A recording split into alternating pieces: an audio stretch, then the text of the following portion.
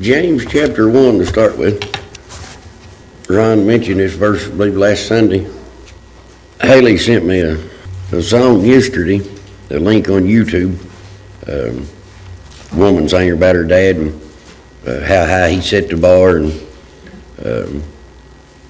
the wonderful song. I listened to it 4 or 5 times. I think I cried every time. But I listened to it, me thinking, I don't see how that. I could see my failures, and thinking about how much I'd failed or goofed up and this and that. And I was thinking about David originally, and then I ended up over here with this. But just because we fail or trip or stumble in our life or in our Christian life, ain't none of us worthy without the blood of Christ. To stand up here, to walk, breathe. But it was kind of humbling because I thought, I really ain't worthy to this or that. And then she sent that song. People see in us, we see ourselves different than people do. David had plenty of shortcomings and failure. Peter, and you can name all of them. But, the main thing is don't give up. And we ain't never going to do nothing to be worthy anyway. So I'll probably try to testify about that a little bit more. But James chapter 1, I want to talk about our works and what we should do. And I got another couple of places in Luke and Matthew. I guess it'd be kind of like a 2-part deal. First part would be what we should do and how we should behave as Christians as far as our works and helping people. And then the second part's a warning that when we do it, to keep it quiet and not be big-headed about it. James chapter 1, verse 22, just one verse there says, "But be ye doers of the word and not hearers only, deceiving your own selves." All right, over on the next page, James chapter 2, starting verse 15 and 16. It says, "If a brother or sister be naked or destitute of daily food, and one of you say unto them, Depart in peace, be ye warmed and filled, notwithstanding ye give them not those things which are needful to the body, what does it profit?"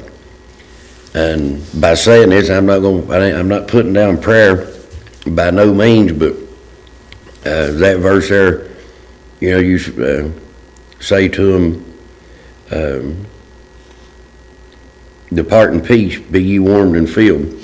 A lot of times I think we see somebody that needs something, and everybody needs prayer. Like I said, I'm not trying to downplay the importance of prayer. By no means. Matter of fact, I want to talk about how important it is here in a little bit, but I think a lot of times as Christians that we may be able, he was talking about physical needs there.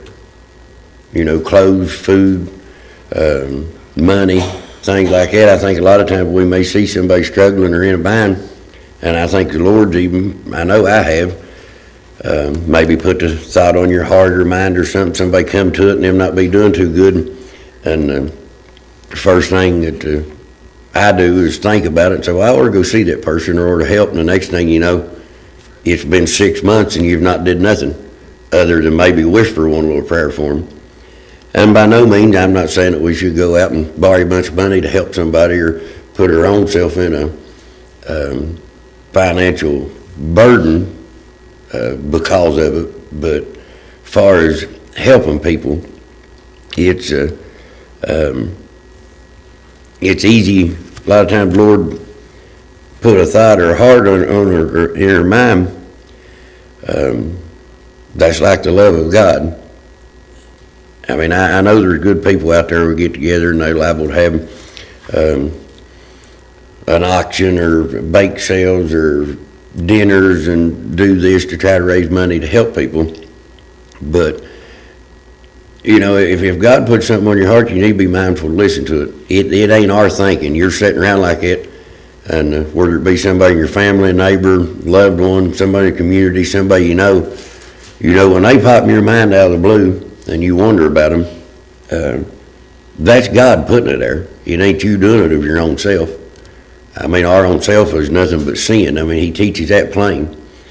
That's the difference between the love of God after we get saved that we didn't have. You know, it's that's not something we come up with on our own. I mean, need to be mindful, because I mean, it ain't like the Lord's going to talk in an audible voice the way we do and say, look, you need to go see this person, or this person may need this or that, or go check on somebody, or take them something, give them something. And I mean, I was showed all kind of the love of God through you all when I was hurt. And you know, I don't know no numbers and don't want to, and I'm going to get to that here in a little bit. You know, it ain't about nobody else knowing, but being mindful, being doers of the word. It says if verse 22 or in verse 1 said, but be ye doers of the word, not only hearers, deceiving yourself. You know, I think a lot of times we deceive ourselves by not doing. You know, we may hear God say something to us or tell us to go check on somebody, or like I said, help them, or it's financial or clothes or food or whatever. And I know nowadays, and this person may be lost. You know, it may not be a Christian. And I know it's easy to look at somebody's lifestyle that may be living in sin. You think, well, I'd like to try to help them, but I'm not going to give them no money and them turn around and spend it on something sinful.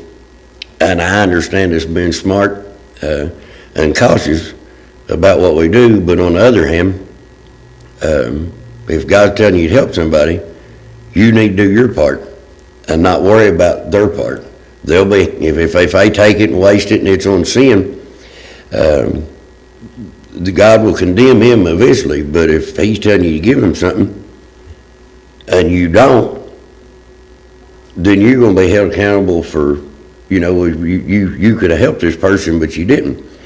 You know, us as a church and Christians, if you don't reach out and extend love and show them love in some kind of way, you know, how are they going to see it? And I don't mean broadcast it on TV and pat yourself on the back, which we're going to talk about that too, but just be mindful, because bottom line is, the Bible says disobedience is sin. If he's telling you to do something, you don't do it, it's sin. We don't think about it a lot of times that way, but I mean, in sin. If it's murder, adultery, fornication, blasphemy, backbiters, talking about people, busybodies, I mean, there's a great big list that's still sin. And in our mind, a lot of times we don't hardly think about it that way. And not that you know that it's going to affect your salvation in any way or anything, but as far as the opportunities for the Lord to bless you and our rewards in heaven that we're working for someday. I mean, I've come to the point, I don't figure I'll ever be rewarded down here. I'm going to work right up to the day I die, more than likely, and that's fine.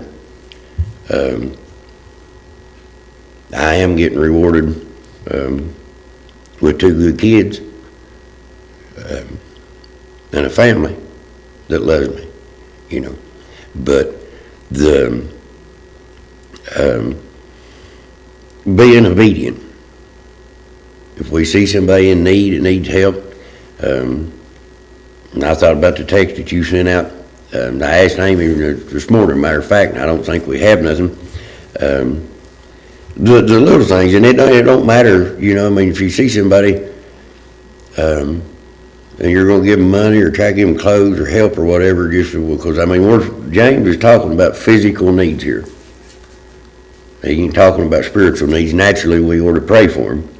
But as he said, you know, what good's it going to do? Walk up and pat somebody on the back and say, well, we'll pray for you, and walk off, and you know good and well they're standing there about to lose their home or about to get their electric turned off, needing help.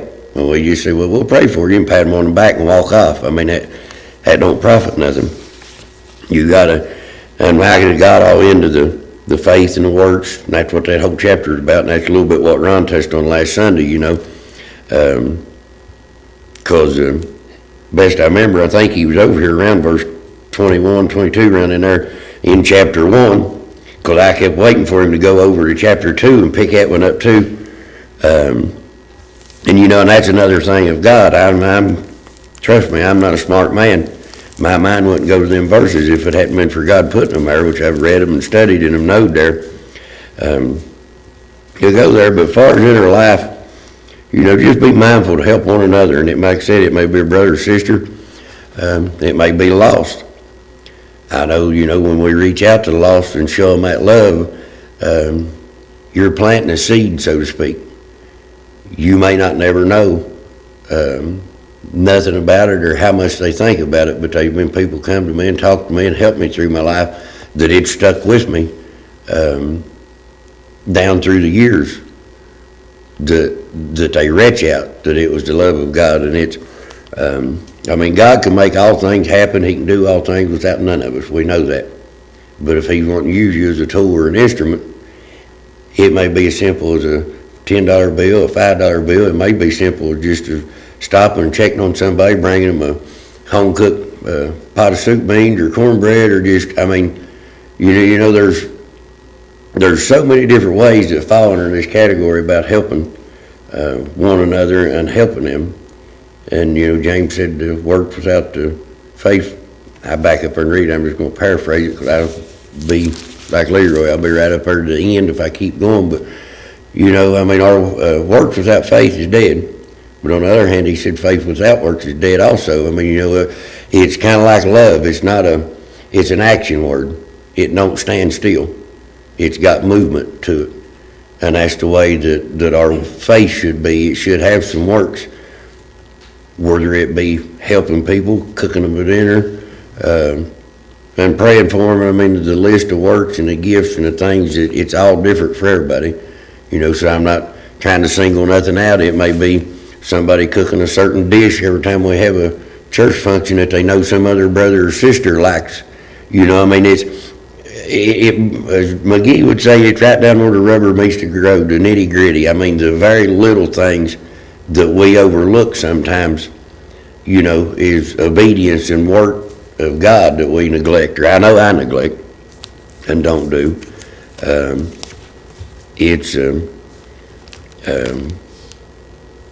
this part of it, I just want to encourage us to be mindful, because I know I've done that before.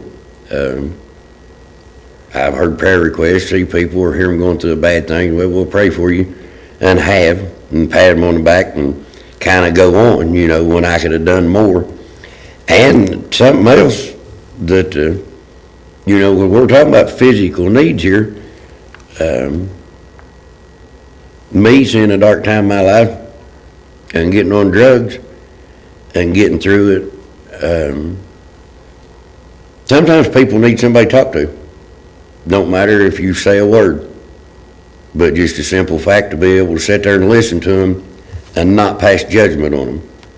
And especially the lost, speaking from that spot, you feel like that everybody's looking down on you because you're ashamed, they're ashamed of what they've done.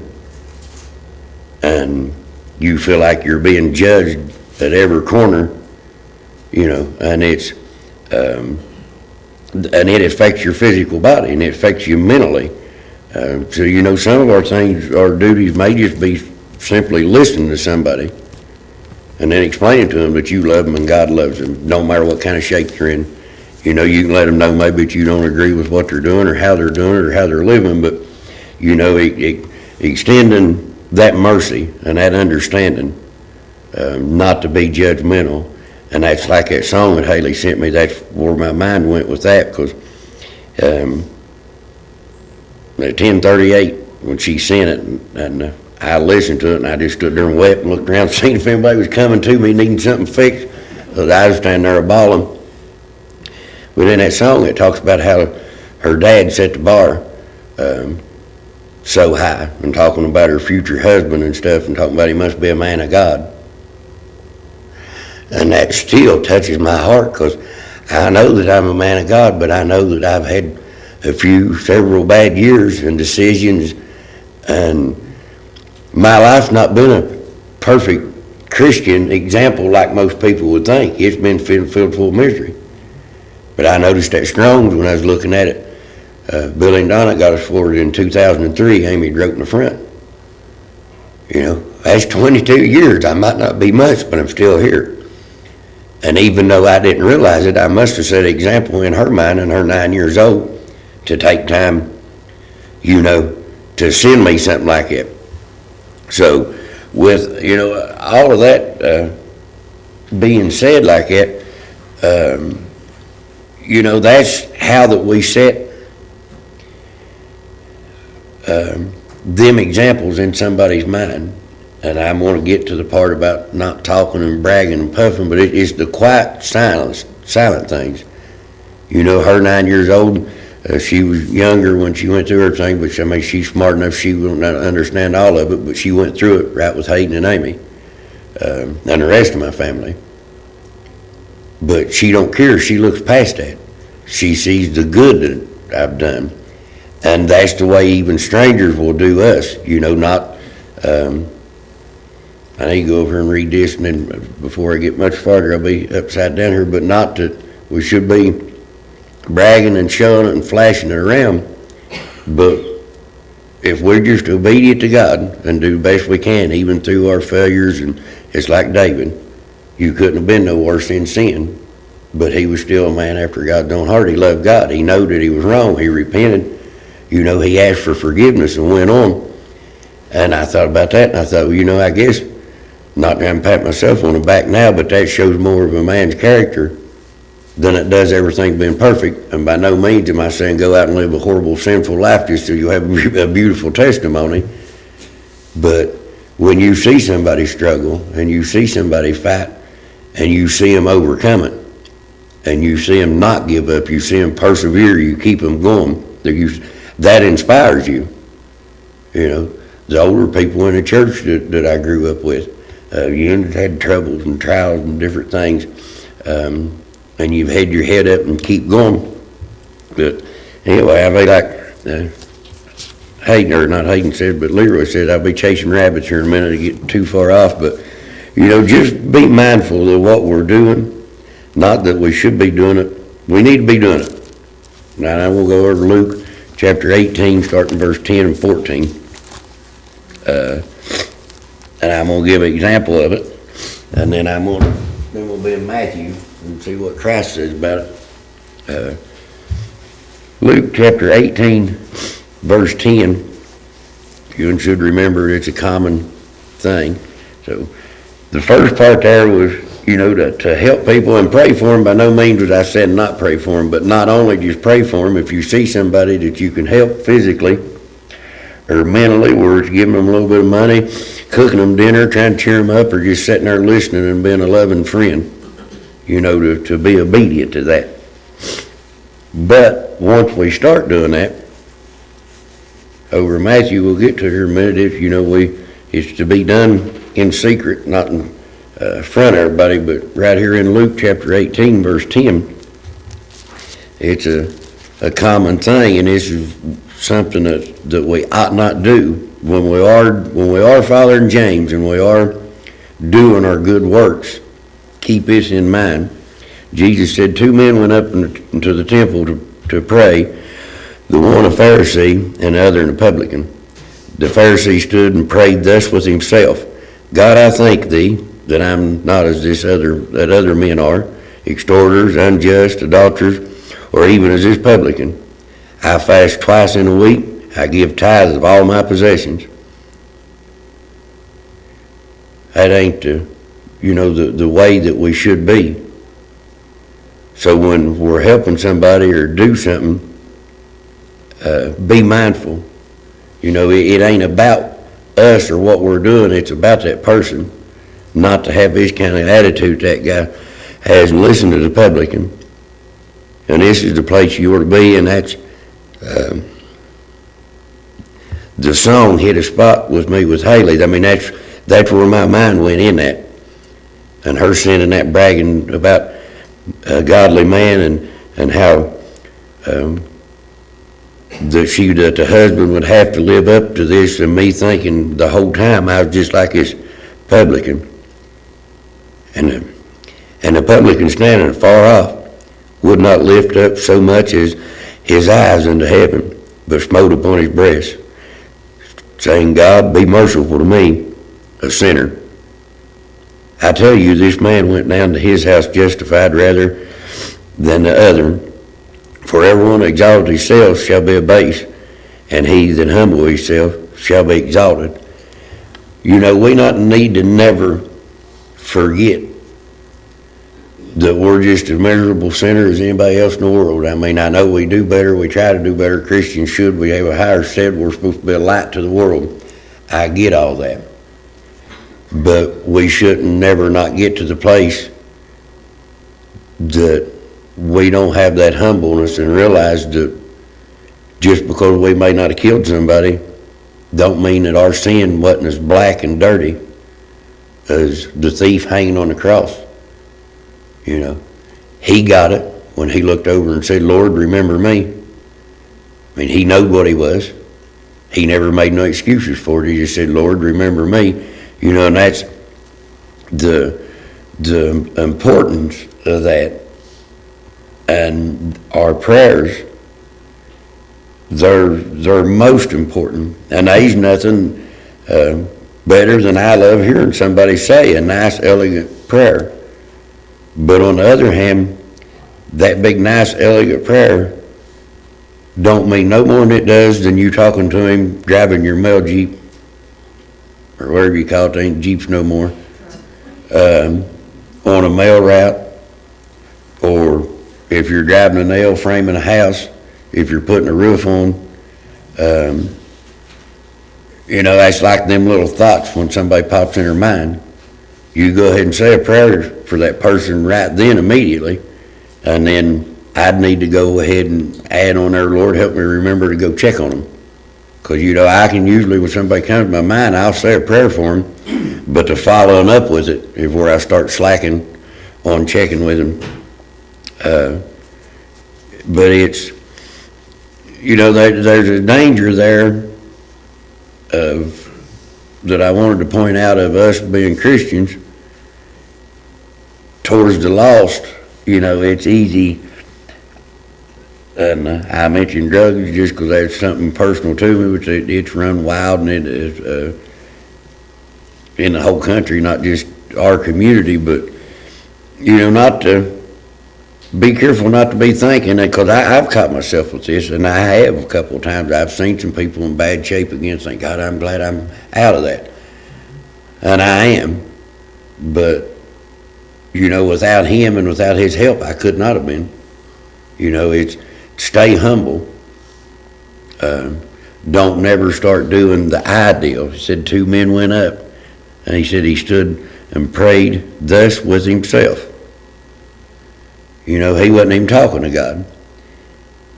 He was just standing there telling God about what I've done. You know, and when I tell God about what I've done, I've failed miserably, and don't do near enough, and could do better every day.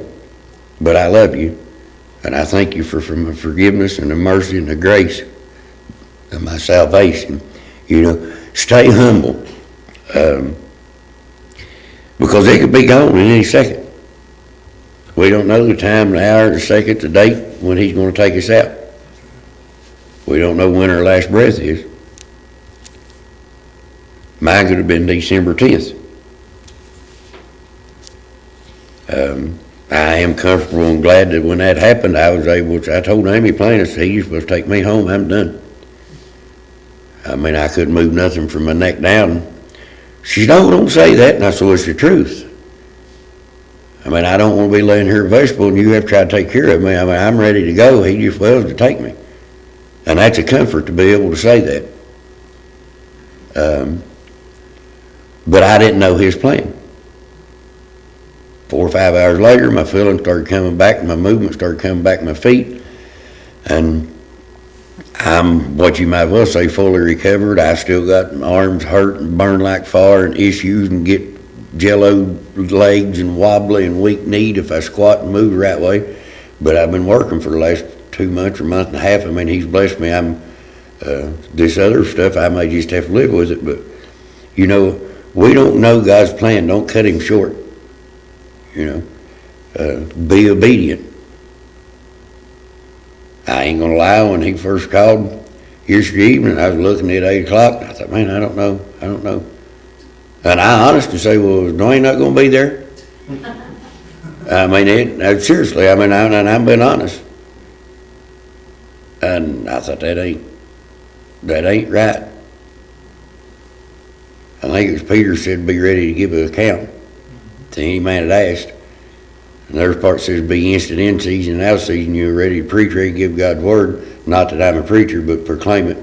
To try to teach, I was called upon. My duty was to say yes, instead of want to start making excuses. Well, I don't have that much time to get something ready. And I don't do this and I do that. So I'm saying this to say that I understand we're humans, and it's easy to be lazy-natured and put off the things that God may be asking us to do. Like I said, if it's just as simple to somebody you ain't seen for a while, to either bake them a pie or stop and get them a little small gift or whatever, and take to them and say, here, you've been on my mind or heart. You know, we don't know what our actions will help somebody else. But when we do that, just remember the Pharisee here, what he said. Now, Matthew chapter 6, verse 1, Christ is pretty plain and simple about this. He don't mention the Pharisee by name here, but you keep that Pharisee in your mind the way he prayed as we read these next 7 verses. And you'll say, he was talking about that Pharisee in public and over there. And the alms is gift giving. And I'll just tell you something. Peter and James was asked of alms once, right there in the first part of Acts. If I can say it without crying or paraphrase it, half quote it, one of the beautiful things that you ever hear. He was laying there begging for alms, and Peter, and this is a paraphrase, Peter said, silver and gold have I none, but in the name of Jesus Christ, arise and walk. We may not have nothing to help nobody, and I know we're not going to reach and grab a hold of them and heal their situation. But our job simply may be to take their hand and tell them about Christ. That's all Peter and John had, and that's what they offered. And we know the miracle. He healed him and got up, and I think we talked about works. I agree with what he is. I don't believe that the gift of healing far as lies in any human being no more, the same as the tongue or whatever, not to ruffle no feathers. I don't hold to a lot of that, what you see on TV about, I'm not saying we're just going to walk up and our touch is going to heal anybody, but offering them Jesus Christ and reaching our hand out to them very well may lead them to the Lord, or put the seed in their heart that leads them to the Lord, that ends up saving a soul through that.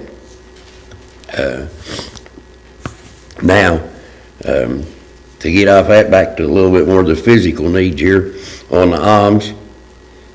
Gift giving, there again, what we've been talking about, for the most part, financial money, but it ain't just that. It could be food, your time, your open-mindedness, your being able to listen or whatever. But I mean, for all purposes, he's actually talking about meeting physical needs, just like James was talking about helping them others meet physical needs. But Christ gives you a warning here. He said, take heed that ye do not alms before men to be seen of them. Otherwise ye have no reward of your Father which is in heaven. Therefore, when thou doest thine alms, don't sound a trumpet before thee, as the hypocrites do in the synagogues. Where'd they go up to pray a while ago? Where's that Pharisee praying at? As the hypocrites do in the synagogues and in the streets, that they may have glory of men. Verily I say unto you, they have their reward. We don't want the reward of men. It says, but when thou doest alms, let not thy left hand know thy right hand doeth, that thy alms may be in secret, and thy Father which seeth them in secret himself. See, he knows everything. He knows our dirtiest secrets. He knows our worst sin. And he knows the best we've ever done. That's how come we need to, over in Hebrews it says, therefore we come boldly to the throne of grace to obtain mercy and help in time of need. That's because we had a great high priest that was tempted in all ways like us, but was yet without sin. secret. He knows their hearts, he knows their minds, he knows their thoughts, and he knows their actions. It don't matter if men knows. You know, we don't do it for a show. It says, seeth in secret himself shall reward us openly. And when thou prayest, thou shalt not be as the hypocrites are, for they love to pray standing in the synagogues and on the corners of the streets, that they may be seen of men. Verily I say unto you, they have their reward. There's nothing in this world. I mean, I don't get me wrong. I mean, I want an easy life and enough money to live and be able to do the things with my family that we want to and not struggle. I get that, but there's nothing in this life to reward us. What love and fellowship and relationships we have with our brothers and sisters and our family on this earth is as much as reward that we're ever going to get down here. Our reward's in heaven. It's not down here. You know, we don't need to be seeking glory of men. And it says, but they have their reward. But thou, when thou prayest, enter into thy closet, and when thou hast shut thy door, pray to thy Father which is in secret, and thy Father which seeth in secret shall reward thee openly. But when ye pray, use not vain repetitions, as the heathens do, for they think that they shall be heard for their much speaking. Okay, another thing on our prayers here, like I said, there's nothing wrong. I love to hear somebody say a good, wonderful prayer. If you don't like praying out loud, insecure, worry about messing up, them words don't matter and how they come out of your mouth. I'm right up there close to the line. There's another scripture I started looking up for references now that it keeps going. Talks about when we don't have words, the Spirit prays for us. You know, it ain't about the audible word coming out of our mouth for God to hear. It ain't a matter about, and it's a wonderful thing to come to the altar and kneel down and show Him the reverence and the respect, you know, of kneeling. That's a wonderful thing. But on the other hand, that prayer that's said right here on this front row, kneeled down to this altar, is not no more important than the one said, like I said, in your mail truck, out on the road, on top of a roof, putting a roof on, a plumber under a house, putting plumbing in, wherever you're at, your conversation with God. He knows what's done in there about opening him up and letting him know, talking to him. And you can do that without even opening your mouth. It ain't got nothing to do with being audible or vain repetitions. You know, I mean, it's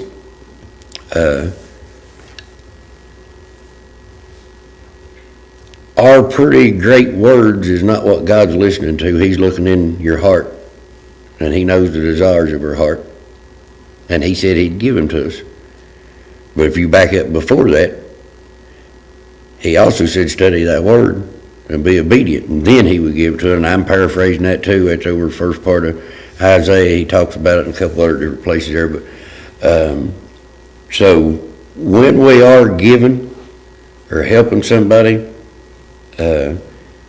be cautious not to let them know, or not to let them know, they know, but not be doing it out in the open, not be advertising.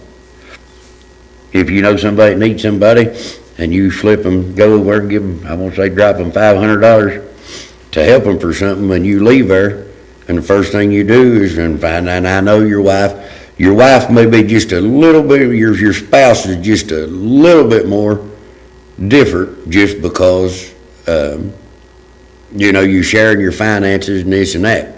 But now on the other hand, if you've got your own little bit of savings, and I got $500 in my pocket and I feel like I need to give it to somebody, that wasn't nothing to do with that. I mean, I'm not trying to tell you to have secrets between you and your spouse, but keep it quiet. The less people knows. If you and your spouse agree to help somebody, yes, because you're one. But other than that, don't tell nobody. If you go give somebody $1, if you stop down the store and somebody likes $1, have enough money to buy a loaf of bread, and you buy that loaf of bread for them, and you go out the door and say, I bought that loaf of bread, that reward's gone. You know, God knows it. He's seen what you done. And it don't matter what the dollar amount is on it. But And that's something that humans has a hard time doing, is keeping their mouth shut, not patting their own self on their back. But, you know, it's